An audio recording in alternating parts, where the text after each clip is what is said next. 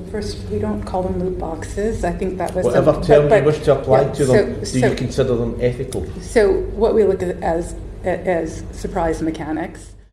Finally, open for business. Imagine a casino full of slot machines and roulette wheels, but specifically targeted towards stealing as much money as possible from children rather than adults.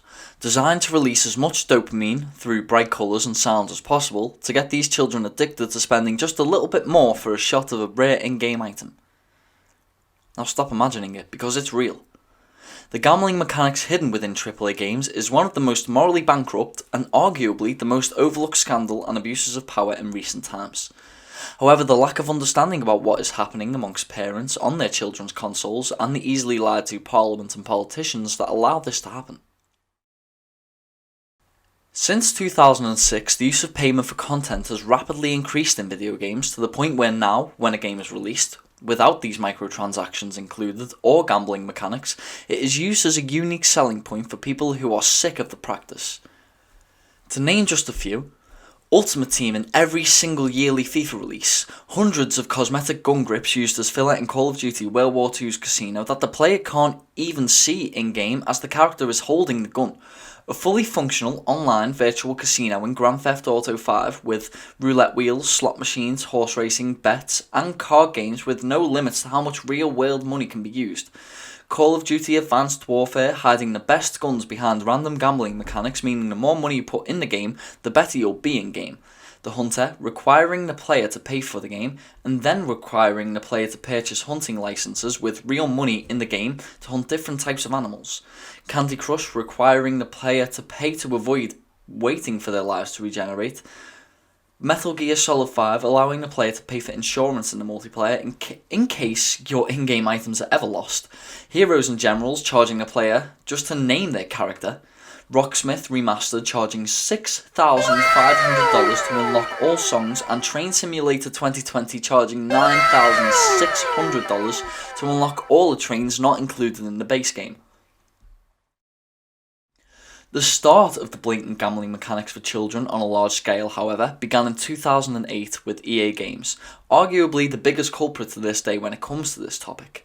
It was here when a new game mode called Ultimate Team was introduced into FIFA's most recent installment, allowing players the chance to build a team with any players from any league, eventually allowing the use of players that have retired or passed away.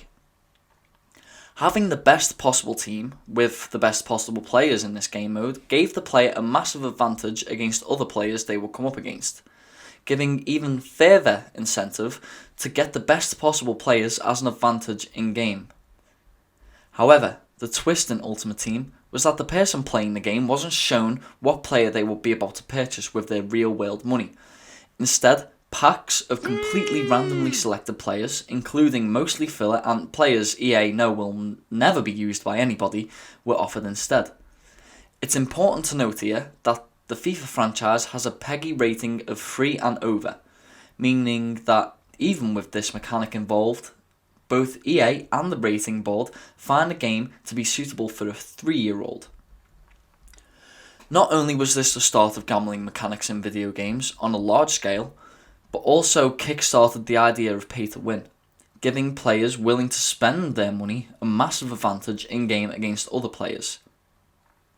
EA's justification for this was by also allowing the player to buy these packs with coins they would earn from simply playing the game. However, the amount of coins earned in-game compared to the cost of the pack, as well as the chances of getting a player in a pack that is of any use to the player, was so not worth the time and effort that you'd be hard pressed to find anybody who plays the game mode in this way without spending their actual money. This was so uncommon, in fact, that entire YouTube series would be made by FIFA YouTubers attempting to play the game and build a team purely through earning the players in the game as a challenge rather than as a standard, bringing in millions of viewers who would watch to see if playing the game mode in this way was even possible at all. The mechanics being implemented brought EA Games Company value from $5 billion in 2008 up to $44 billion in 2018, with 28% of the company's entire revenue being produced from Ultimate Team packs in FIFA alone. even after finding ways to implement the same gambling mechanics into as many of their games as possible, as an attempt to turn all franchises under the EA banner into multi-billion-dollar cash cows by hiding the content within the game behind additional paywalls. EA's video game ownership to the rights of pretty much all major sports, including American football, golf, and basketball, and many others, mean that fans of these sports that want to experience them as video games have to either pay up and take part in these camouflage slot machines, or stick to the smaller side modes that don't include gambling mechanics and receive almost no care or development from the people who make the games, making the modes worth not even close to the £60 retail value. This marked a turning point in video games development, with developers noticing the massive profits that can be made from implementing mechanics like this, and soon enough it began to appear in most AAA games. Halo, Call of Duty, Rainbow Six, Battlefield, Overwatch, Fortnite, Destiny, Mass Effect, Forza, Gears of War, Need for Speed, Elder Scrolls and Assassin's Creed, just to name a few of the heavy hitters, all found ways to implement their own hidden paywalls. Some managed to steer away from gambling by allowing the players to see the items they would be purchasing, but the vast majority would allow a system almost identical to the one used in FIFA Ultimate Team.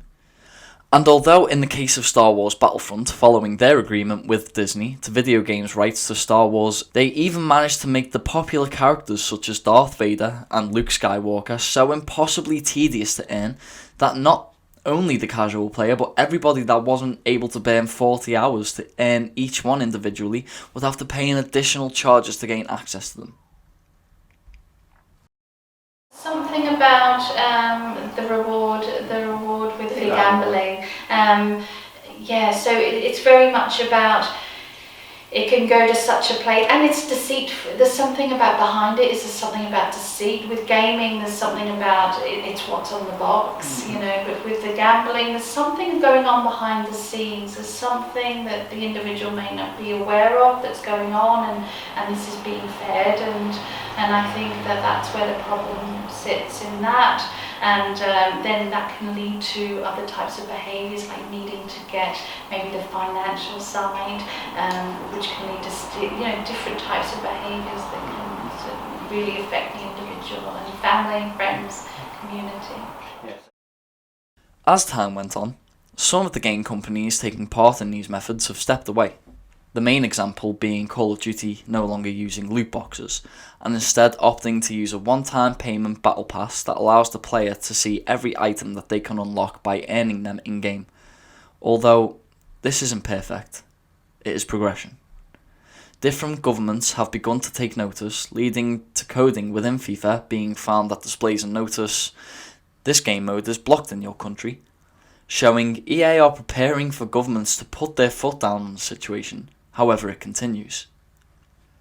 Recently, EA have started displaying pack probabilities in the online store as a loophole, allowing them to claim innocence and that the player knows how likely they are to get something good from their turn on the slot machine. Each year, EA will release a new FIFA game. Whilst the differences in gameplay itself between games is often so small, the player might have trouble telling what they are. The only noticeable differences between FIFA releases are the colour of the menus, the team sheets, and the complete lack of progress you have made on the last game.